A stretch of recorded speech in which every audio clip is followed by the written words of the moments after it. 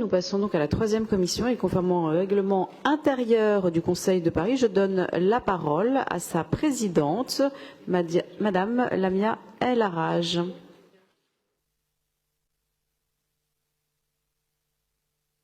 Merci beaucoup Madame la maire. Chers collègues, je vais vous présenter les travaux de la troisième commission qui s'est tenue lundi dernier, de nouveau de façon dématérialisée. C'était une troisième commission à l'ordre du jour assez léger, si je puis dire, et ça a été l'occasion de revenir sur plusieurs délibérations que vont nous présenter David Belliard et Nicolas Norman lors de ce conseil. David Belliard a pu introduire de nombreux sujets sur lesquels nous allons revenir lors des débats, par exemple la DVD 5 qui permet de continuer à travailler sur le plan vélo et à obtenir des subventions à travers une convention de financement avec l'État au titre du fonds Mobilité Active. Cette subvention d'un montant de 4,5 millions d'euros concerne 4 grands axes dont la livraison est prévue entre fin 2022 et début 2023. Le maire du 15e a pu revenir sur, selon lui, le manque de concertation sur la piste bidirectionnelle reliant la rue de Constantine au boulevard Pasteur. L'occasion pour David Belliard de rappeler le délai restreint pour obtenir ces subventions de l'État dans le contexte particulier que nous avons pu connaître et d'assurer qu'il y aura bien une concertation en amont du projet après la demande de subvention.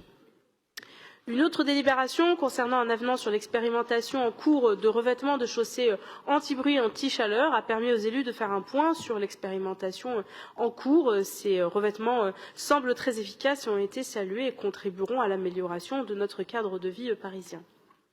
Une autre délibération nous a été présentée sur le Conseil d'architecture, d'urbanisme et de l'environnement de Paris, donc le CAUE, qui accompagne la DVD dans les démarches de sollicitation des habitants et de concertation, là aussi toujours dans le cadre, l'objectif de l'amélioration de notre cadre de vie en lien avec les habitants de façon à transformer ensemble la ville. Cette nouvelle convention de partenariat va se concentrer sur les démarches rue aux écoles et embellir votre quartier pour associer au mieux les riverains, mais aussi de former les agents de la ville à ces démarches qui ont prouvé leur utilité dans le but d'améliorer le quotidien des Parisiennes et des Parisiens. Et je crois que quotidiennement, nous avons un certain nombre de témoignages d'enfants, de familles, de personnes âgées qui ont la possibilité de profiter de ces rues aux écoles. Et pour ma part, je tiens vraiment à ce qu'on puisse s'en féliciter collectivement et j'espère qu'on pourra continuer à amplifier ce mouvement.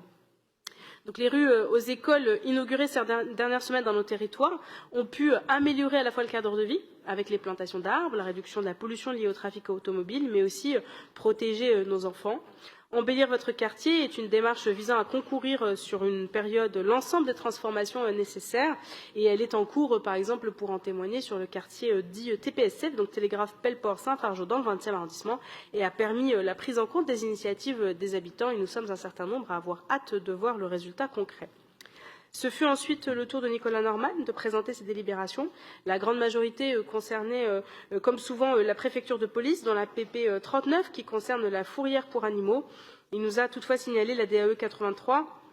qui vise à signer une convention avec le CNRS pour l'accompagnement des victimes des attentats de janvier et novembre 2015 dans le cadre de leurs procès qui sont en cours.